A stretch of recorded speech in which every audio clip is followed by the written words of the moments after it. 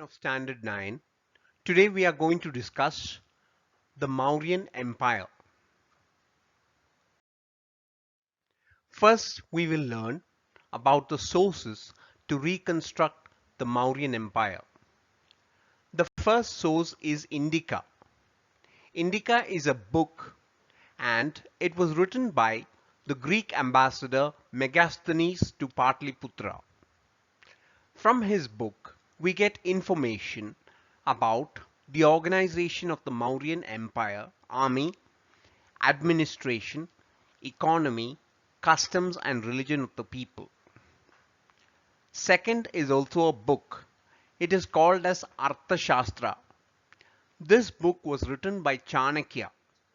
It provides details about administration, that is, duties of the king, functions of ministers, organization of civil service.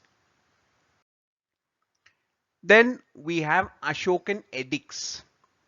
An edict is an official order. Some of the edicts are engraved on rocks. The others are put on pillars. Rock edicts. These are a series of 14 edicts. It prescribes a set of rules. For example, non-violence, truthfulness and obedience to parents and elders, respect to teachers. The Sanchi Stupa, as you can see, is a dome-like structure made up of rocks. Its purpose was to contain the relics, relics means documents, of Buddha. The great stupa at Sanchi in Madhya Pradesh was built in the 3rd century by Ashoka.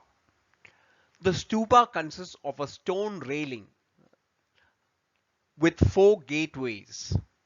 The gateways are covered with sculptures showing episodes of Buddha's life and the Jataka tales. The Mauryan administration. The king. The king was the supreme head of the state and he had military, judicial and executive powers. 2. The council of ministers. The king had a council of ministers to advise him. They also acted as a check on the king's powers. They advised the king on the task of choosing the governors, general of the army, treasurer, magistrate and high officials. Spies.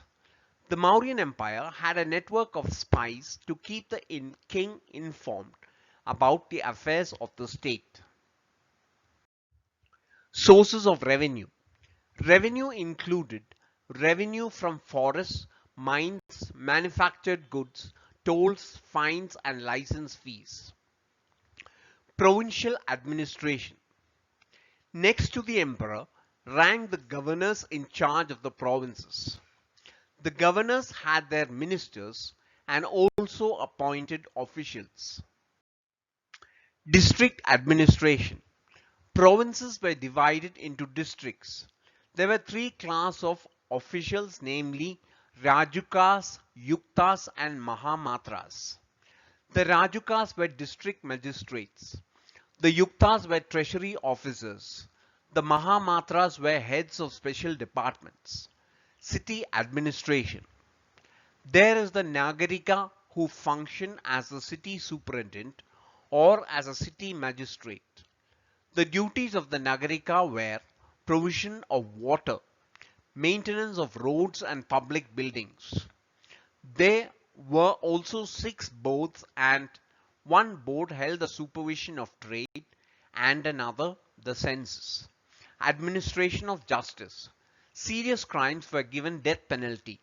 Lighter crimes were done with cutting off the nose or shaving one's hair. Dhamma.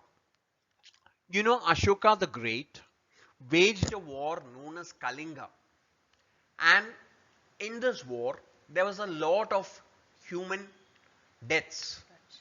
This resulted in Ashoka changing his mind and becoming a peace lover.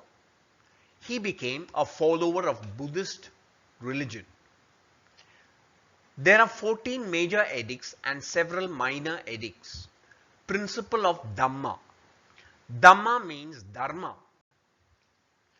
These are as follows: purity of domestic life and truthfulness, toleration, not speak evil, toleration of other faiths and ahimsa, true ceremoniality, kindness to living creatures, liberality to ascetics and Brahmins,